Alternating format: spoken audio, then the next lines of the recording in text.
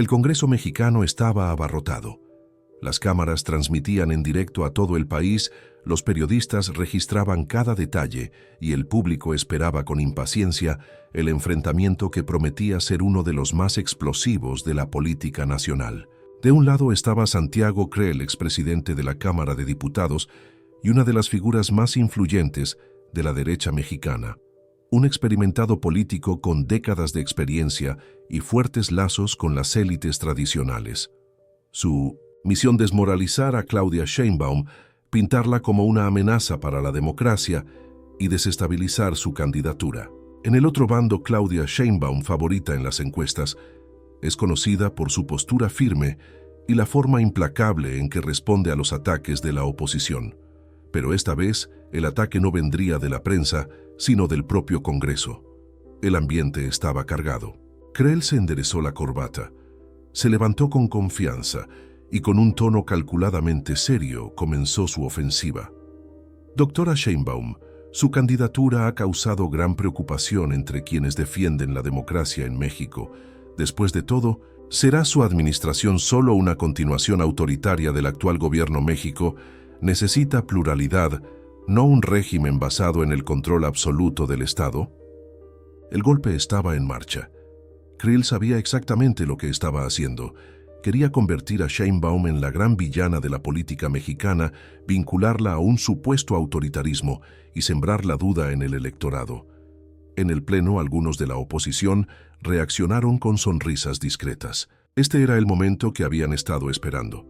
Si Sheinbaum vacilaba o se enfadaba, se construiría la narrativa: no está preparada para el debate democrático. Pero Sheinbaum no vaciló. Agarró el micrófono y con una calma casi intimidatoria devolvió el golpe sin vacilar. Señor Creel, su preocupación por la democracia me conmueve. Pero dígame, ¿dónde estaba esa preocupación cuando su partido gobernaba para las élites y dejaba a millones en la pobreza? Cuando la corrupción carcomía los pilares del Estado mientras los medios de comunicación callaban, ahora quiere darnos lecciones de libertad. El Congreso guardó silencio durante un segundo. Los bancos de la derecha se removieron en sus escaños.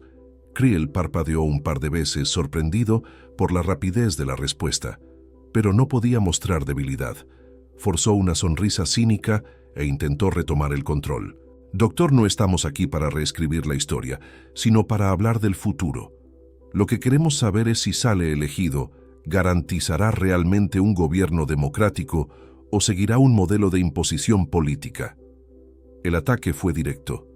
Creel intentó rodearla obligándola a explicarse, pero Sheinbaum no quiso jugar a la defensiva.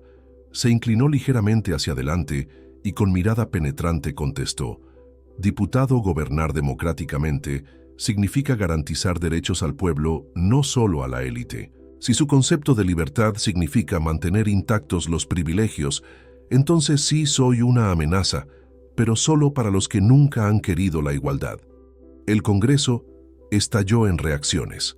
Los diputados empezaron a murmurar. Algunos aliados de Sheinbaum aplaudieron discretamente, mientras la oposición intercambiaba miradas tensas. Creel tragó saliva. Se dio cuenta de que había cometido un error. Había intentado desmoralizar a Sheinbaum, pero le había abierto el espacio para desmontar su relato delante de todo el país. La retransmisión en directo registró cada detalle. En las redes sociales empezaron a circular los primeros vídeos. La batalla no había hecho más que empezar, y lo que ocurrió después fue aún más devastador para la derecha mexicana. El ambiente en el Congreso estaba cargado. El enfrentamiento entre Santiago Creel y Claudia Sheinbaum había escalado rápidamente, y ahora el diputado se dio cuenta de que necesitaba ser aún más agresivo. Enderezó los papeles que tenía enfrente, respiró hondo y con un tono más áspero se lanzó al ataque directo. Doctora Sheinbaum, su respuesta es interesante, pero elude la cuestión principal. Lo que preocupa a los mexicanos es que, de ser electo, usted gobernará sin oposición, ignorando al Congreso e imponiendo una agenda radical al país. ¿Podemos confiar en que respetará el equilibrio de poderes o estamos ante un proyecto autoritario? Los bancos conservadores estallaron en murmullos de aprobación. Este era el golpe que Creel había querido dar desde el principio, pintar a Sheinbaum como una líder dictatorial, alguien que utilizaría la maquinaria pública para aplastar a sus oponentes. Sheinbaum permaneció inmóvil. Su rostro no mostraba el menor signo de incomodidad. La respuesta llegó tranquila y quirúrgica. Señor Creel, la ironía de su discurso es sorprendente. La derecha ha gobernado este país durante décadas, silenciando a la oposición, controlando los medios de comunicación y entregando los recursos nacionales a las élites. Ahora intentan convencer al pueblo de que son los guardianes de la democracia. La respuesta cayó como una bomba en el Congreso. Creel forzó una sonrisa, tratando de ocultar el impacto. Pero Sheinbaum aún no había terminado. ¿Sabe lo que realmente amenaza a la democracia, diputado? Un Congreso que aprueba reformas solo para beneficiar a los grandes empresarios, mientras la mayoría de los mexicanos lucha por sobrevivir. Si hablamos de autoritarismo, quizá deberíamos fijarnos en aquellos que siempre han gobernado solo para los suyos. El Pleno estalló en conmoción. Las bancadas progresistas empezaron a aplaudir. Al otro lado, los diputados conservadores intercambiaron tensas miradas. Creel se dio cuenta de que estaba perdiendo el control, pero no podía echarse atrás. Doctor, usted puede atacar a los gobiernos pasados todo lo que quiera, pero los hechos son claros. Muchas de las políticas del gobierno actual han sido autoritarias e ineficaces. México está más dividido que nunca. ¿Cómo puede prometer unidad si su campaña se basa en la polarización? El intento era obvio, obligarla a justificarse, a aparecer como responsable del clima de crispación que vive el país. Pero Sheinbaum no mordió el anzuelo. Se inclinó ligeramente hacia adelante, mirando a Creel a los ojos y dijo: «Diputado, los que no aceptan que el poder ahora es del pueblo y ya no de un pequeño grupo de privilegiados, son los que están dividiendo a México». El silencio se apoderó del Pleno. Creel intentó interrumpir, pero Sheinbaum continuó: «Unión no significa volver a la época en que un puñado de políticos decidía el destino del país sin escuchar al pueblo. Significa garantizar que todos tengan voz, incluidos los que han sido ignorados durante décadas». La bancada conservadora quedó paralizada. Creel se dio cuenta de que su estrategia había fracasado. Para entonces, Internet estaba que ardía. El hashtag Uma Sheinbaum, Humilha Creel, empezó a escalar posiciones en los trending topics. Los vídeos del enfrentamiento ya circulaban por las redes sociales, y los comentaristas políticos se dividían entre intentar minimizar los daños o admitir la derrota de Creel. Pero al diputado aún le quedaba una última oportunidad, y lo que ocurrió a continuación hizo que todo el Congreso se viniera abajo. El ambiente en el Congreso estaba prácticamente en ebullición. El enfrentamiento entre Santiago Creel y Claudia Sheinbaum ya había rebasado cualquier formalidad política. A estas alturas, Creel ya no podía echarse para atrás. Tenía que recuperar el control del debate o saldría como el gran perdedor. Fue entonces cuando decidió apelar. El diputado respiró hondo y adoptó un tono de indignación teatral. Sabía que tenía que dramatizar el momento para convencer a la opinión pública. Alzando la voz disparó: «Doctora Sheinbaum, su postura hoy aquí solo refuerza lo que muchos ya temen, su incapacidad para aceptar la crítica. México no necesita más confrontación, necesita equilibrio. Su administración se basará en el diálogo o en la imposición». Los aliados de Creel aplaudieron. Era el momento que esperaban, obligar a Sheinbaum a parecer autoritaria, intransigente, alguien incapaz de gobernar para todos. Pero Sheinbaum no cayó en la trampa. Esperó a que cesara el ruido, miró directamente a los ojos de Creel y con un tono de voz tranquilo pero afilado replicó: «Diputado, su discurso sería más convincente si no viniera de alguien que formó parte de gobiernos que silenciaron al pueblo, ignoraron las necesidades de la mayoría y gobernaron solo para sus amigos». El golpe fue certero. El Congreso murmuró y Creel perdió parte de su cínica sonrisa. Pero Sheinbaum no se detuvo ahí. «Ahora quiere darnos una lección de equilibrio. Dígame, diputado, ¿cuándo garantizó la derecha el diálogo con el pueblo? ¿Cuándo han escuchado a las comunidades más pobres? ¿Cuándo han defendido a los trabajadores en vez de a los bancos y empresarios?» El pleno guardó silencio. Creel sabía que le estaban desmontando en directo, pero aún le quedaba una baza. Sonrió en un rincón y jugó su última carta. Si realmente le importa tanto la democracia, ¿por qué su partido ha apoyado proyectos que debilitan la prensa libre? ¿Se garantizará la libertad de expresión en su gobierno? ¿O veremos un México donde solo se escuche una voz? El estudio contuvo la respiración. Creel había tocado un nervio los medios de comunicación. Sabía que la prensa dominante estaba de su lado y que cualquier vacilación por parte de Sheinbaum sería amplificada en los periódicos al día siguiente. Pero Sheinbaum no pestañeó. Se rió ligeramente, la risa corta de alguien que sabía que estaba a punto de desmantelar a su oponente. Congresista, me conmueve su preocupación por la libertad de expresión. Pero dígame, ¿libertad de expresión? ¿Para quién? ¿Para los grandes conglomerados que distorsionan los hechos cada día o para la gente que nunca ha tenido voz en los medios tradicionales? Creel se quedó helado. Los bancos de la oposición se agitaron incómodos. La verdad había salido a la luz. Sheinbaum continuó yendo directamente al meollo del problema. La libertad de expresión es esencial para la democracia.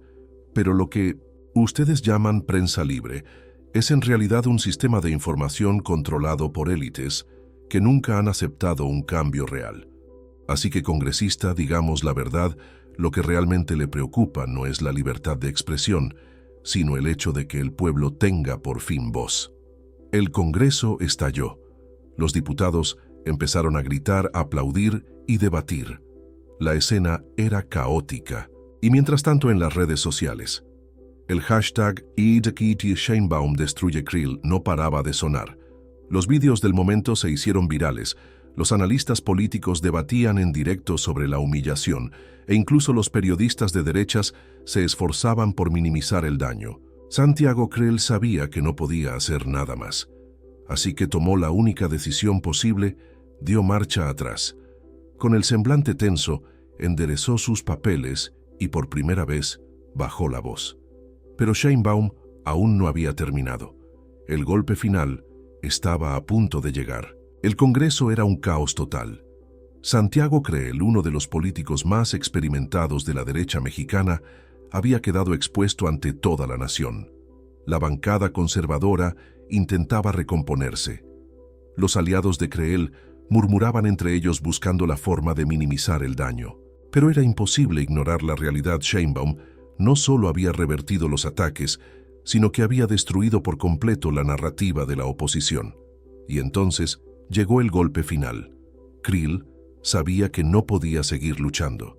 Si intentaba continuar, solo profundizaría su derrota. Respiró hondo, cambió el tono e intentó marcharse con dignidad. Doctora Sheinbaum, creo que hemos dejado claros nuestros puntos de vista. Lo importante es que los mexicanos tengan toda la información que necesitan para decidir el futuro de su país.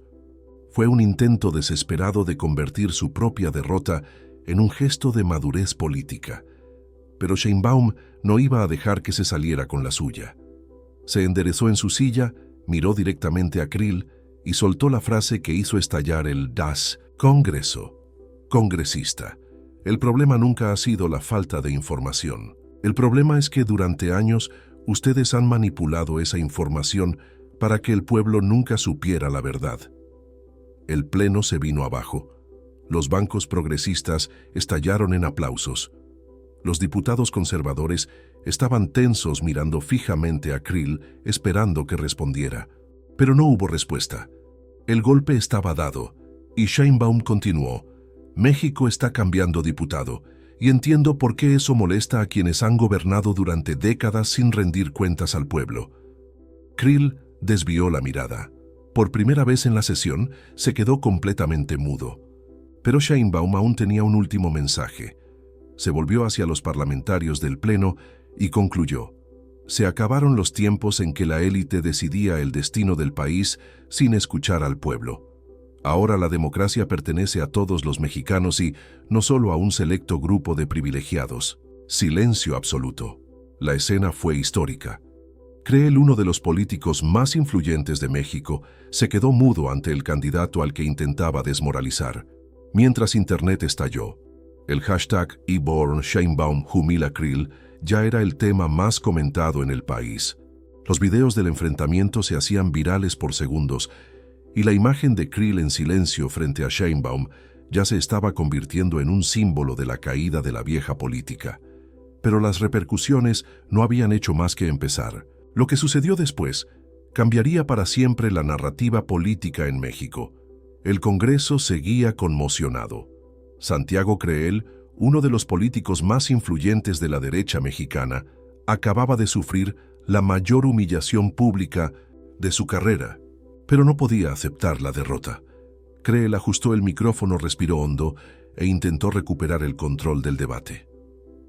Doctora Sheinbaum, su retórica es impresionante, pero México no necesita discursos bonitos, necesita resultados. Y los hechos son claros: el gobierno que usted defiende ha fracasado en seguridad, economía y transparencia. Si realmente le importa a la gente, ¿por qué no admite estos fracasos? La bancada conservadora aplaudió. Era la última carta de Krill. Sí, podía obligar a Sheinbaum a justificarse, podría irse con algo de dignidad. Pero Sheinbaum sabía exactamente qué hacer. Se inclinó ligeramente hacia adelante, miró a Krill y respondió sin vacilar.